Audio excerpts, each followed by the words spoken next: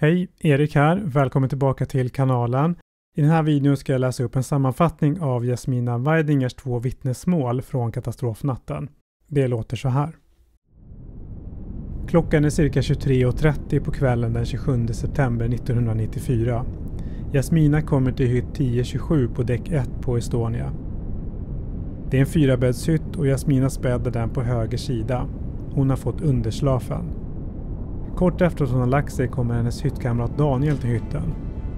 Han mår dåligt och frågar om de kan byta bädd. Det gick bra och Jasmina flyttade till överslafen.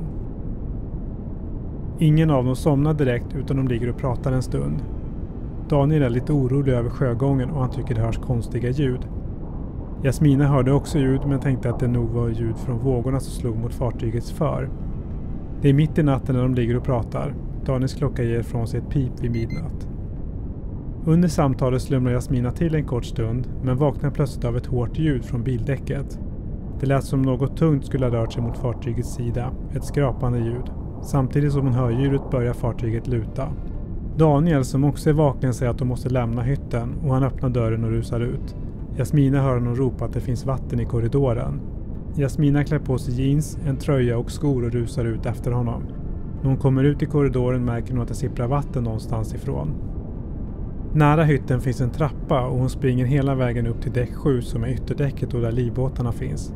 På vägen upp stöter hon inte på så mycket människor, men när hon kommer till de stora trapporna och trapphallarna finns det mycket människor och alla försöker ta sig uppåt i fartyget. Ute på däck finns massor av människor och hon ser Daniel igen. Fartyget lutar kraftigt och hon hittar en flytväst som ligger på däcket. Hon snör på sig den och delar ut flytvästar till de andra passagerarna som finns på däcket. Plötsligt kränger fartyget till och börjar luta ännu mer. Hon hör någon form av tyfonsignal från fartyget. Bredvid Jasmina står en svensk flicka och de pratar om att hoppa i vattnet. Men innan de hinner bestämma sig kommer en stor våg och sköljer båda över bord. När de kommer upp till ytan igen har hon bara en tanke i huvudet och det är att simma till närmsta flotte som ligger cirka 10-15 meter ifrån henne. Hon får hjälp att ta sig ombord på flotten. Tjejen eller kvinnan som hon hade pratat med tidigare ser hon inte något mer. Ombord på flotten finns det cirka 12 personer. När det börjat ljusna kunde hon titta på sin klocka och den visade 05:20. Och innan dess hade de sett helikoptrar på håll och de undrade varför de inte blev upplockade. Men efter ett tag kom det en helikopter till deras flotte och en ytbärgare firades ner. Jasmina var den andra personen som räddades från flotten. Hon flögs till Silja Symphony. Klockan 8 på kvällen anlände färjan till Helsingfors och hon och de andra överlevande fördes till sjukhus.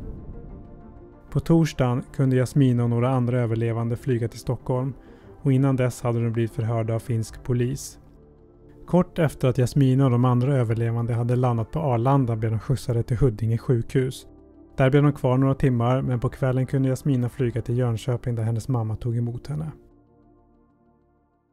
Det var ett sammandrag av Jasmina Weidingers 2 vittnesmål från olycksnatten. Känner du igen namnet så beror det på att hon var en av de överlevande som var med i dokumentären Estonia, fyndet som ändrar allt. Vittnesmålet finns på GGS hemsida om du vill läsa dem i detalj. Jasmina var ju en i gruppen av bibelskoleelever som gick ombord på Estonia den 27 september 1994. Och vill du läsa mer om deras besök i Estland och deras berättelser om olycksnatten så finns boken Hoppet bortom Estonia, bibeleleverna, katastrofen och den långa vägen tillbaka. Den boken är från 1995.